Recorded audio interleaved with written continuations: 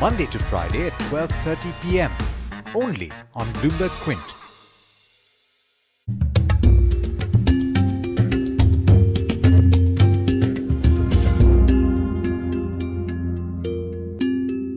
Well, I'm delighted to have Tom Timberg here, who is one of the authors in our history series, The Story of Indian Business, published by Penguin. Tom is an unusual man because he wrote his PhD thesis at Harvard on the Marwaris. And then the book, he brought out a book called The Marwaris, which was a very successful book. And the reason the Marwaris themselves were so interested in was because he learned to read their khatas, their account books, which even today modern Marwaris sometimes cannot do. So this book that Tom wrote, first it was in its hardback, and then now it's come out in paperback. This book is an update on the Marwaris till today. What has happened to them? What is their future? And it is only one of many books on our business communities. We've already done a book on the Kachis. We've done a book on the Tamil merchants who went and who were engaged in the Roman trade. Then we've got books coming on the Parsis, on the Chettiars, on the Jains, and so on. The series actually begins, it comes in a nice red box, by the way. There are 11 volumes now, and it's 10 extraordinary tales of trade. Come experience the romance of the bazaar and the adventures of the high seas. So what I want to do now, though, is focus on Tom's book. And really, Tom, what is the secret of success of the Marwaris? Well, again, success has various aspects, but my argument in the 1978 book was that they had commercial systems involving systems of bookkeeping, cash control, marketing, handling stocks. They had a system of basa, which were, as you traveled around, you could find a place to stay and eat, and they were focused on business, so there was a lot of discussion of business things. An elderly gentleman said to me at one point that the discussions in Calcutta basas in the early 20th century may have been as valuable as a session at Harvard Business School. I don't know if either of the groups concerned would agree, but that's... But you didn't talk about the phenomenal risk-taking of the Marwaris. And there, I must say, if I might, my favorite story is that of Ramakrishna Dalmia, who in his 20s, this is a period of depression. The family has a room in Calcutta with paying 13 rupees a month rent. 9 people stay in that room, including his parents, his wife, his children, his uncles. And his mother keeps telling him, why don't you get a job for 100 rupees a month and we'll be happy. But Dalmia is a Marwari, and he is not going to work for somebody. So he hears that the silver market is going to rise. He steals his wife's bangles and pawns them and puts the money into the London silver market. And lo and behold, he tells all his friends in the Bada Bazaar, and they also do the same, and the market crashes. And so this man is a zero and he's very sad, very unhappy, doesn't know, he hasn't told his family that they may not be able to eat dinner after a month. And so he goes to an astrologer who's very rich. And he tells the astrologer, you told me that I would be a very rich man. And the astrologer says, well, let me see your hand again. So he looks at his hand. He says, no, you are going to be a very rich man. And so he says, well, I think your astrology is not very good. But by the way, the market's about to rise again. If you want to put some money, put some money. And the fellow says, okay, put 10,000. Now, in those days, 10,000 rupees was equal to 10,000 pounds. It was a 1-to-1 conversion. So he says, well, I don't have enough money to even send a telegram to London. So the astrologer gives him the money. So he goes to the CTO, puts the 10,000 pounds into this market, and the next day, the astrologer's man comes and says, but my owner, my master has said, I'm sorry, I made a mistake. I don't want you to invest in the stock market, in silver market. But he says, too late. I've already sent the telegram.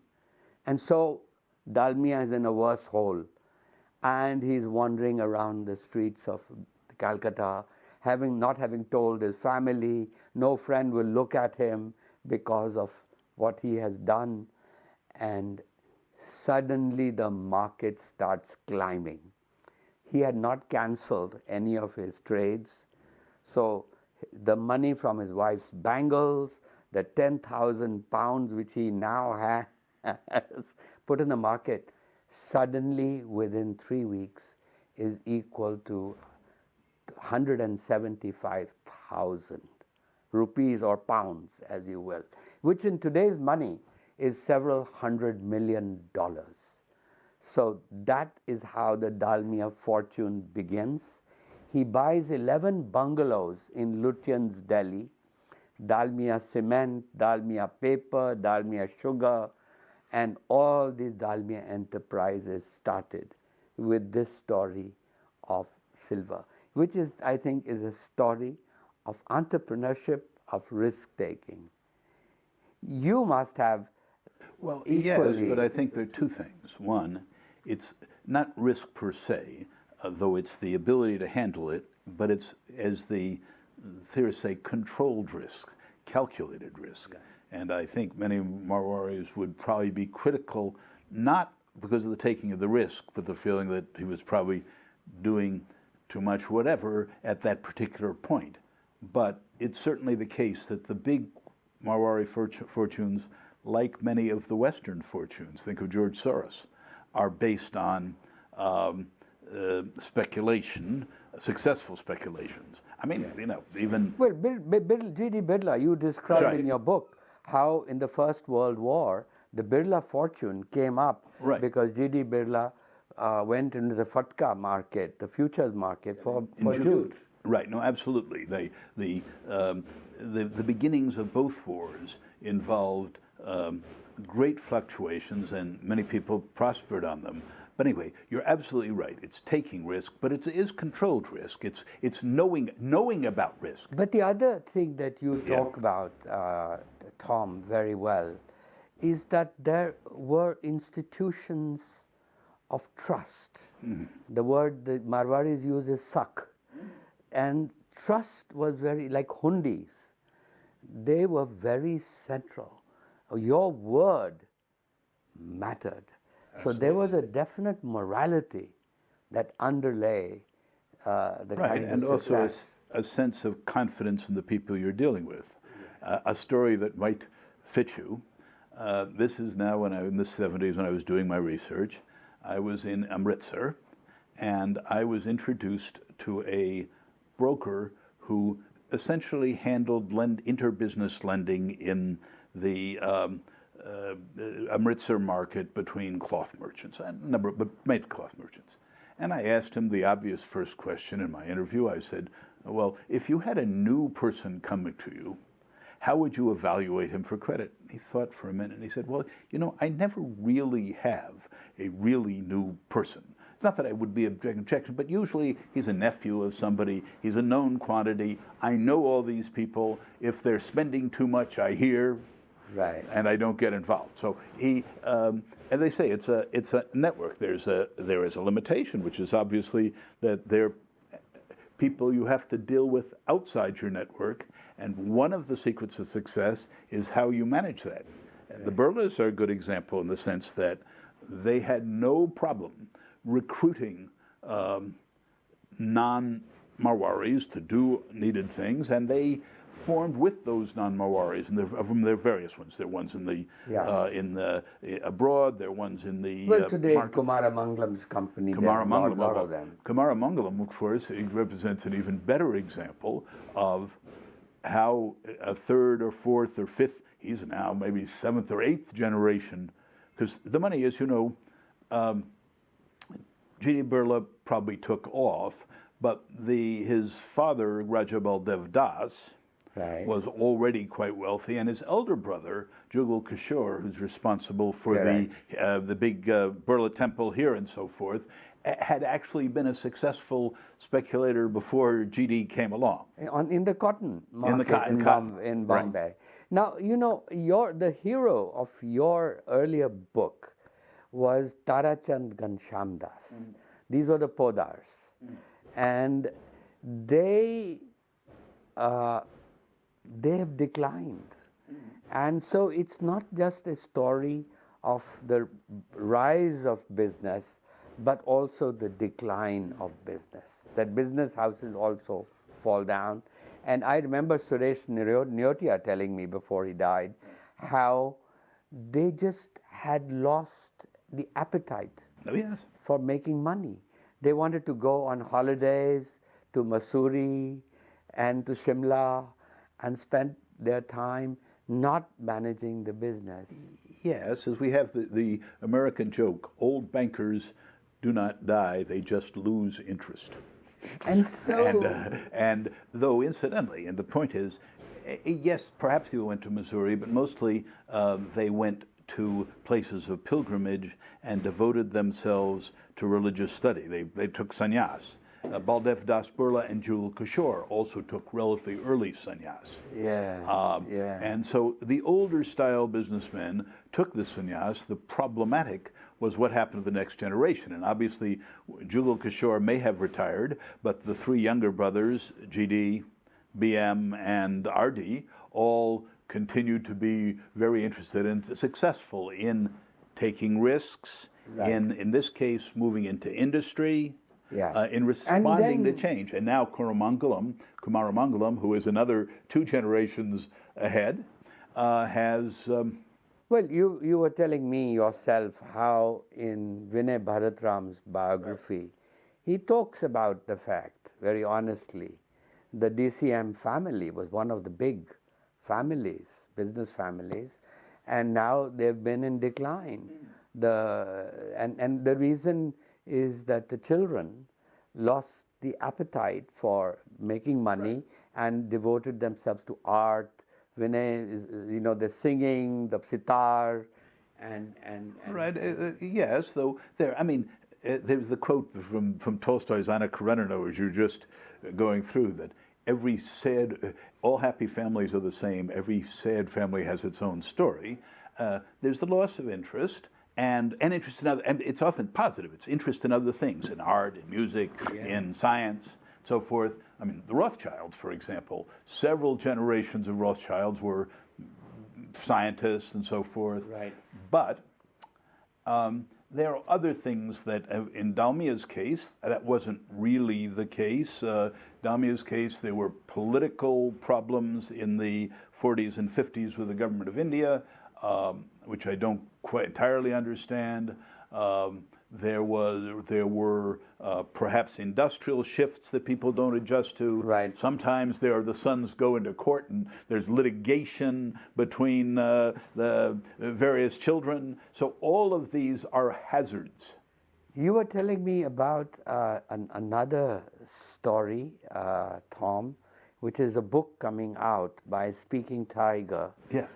about Surat merchants, Harilal and Sons, a book on the Harilal and And Sons. Harilal and Sons. It is a book, the author is actually called Sujit Saraf, and it is based on the heavily researched documents and the history of his own Marwari family. Okay, and they fit, and I mean, it's a novel because he creates fictional dialogue and so forth, which he has no way of verifying. But again, the progenitor, Harilal, the gentleman, was an 11-year-old in Shekhawati when some visiting benevolent character said to him, well, why don't you take a job as an 11-year-old under clerk in the Tarcham Gansham Das Gaddi in Calcutta? He went. He worked for a number of years as an underbroker. An 11-year-old means you fetched the tea, you delivered notes to different places. He also, incidentally, and this was not approved of, did some speculation on in speculative markets.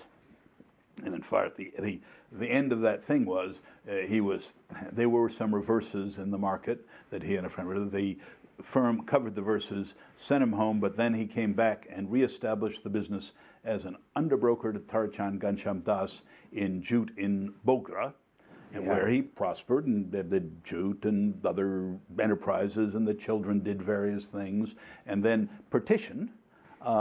They tried to save things, but they got some money out, but mostly they went to Bihar, and that's how they continued. So this is all very fascinating. First of all, today there are 1,000 MBA institutions in India, and all of them have young people hungry to know about the past, that business did not come from the West, that we had a great trading tradition in India. And the fact is that 64 countries did the same reforms that India did. But why is it that India became the fastest growing economy in the world? One of the reasons is that we had indigenous merchant communities who knew how to earn capital, conserve capital, and spend money and give away money. Thank you, Thank Tom. you.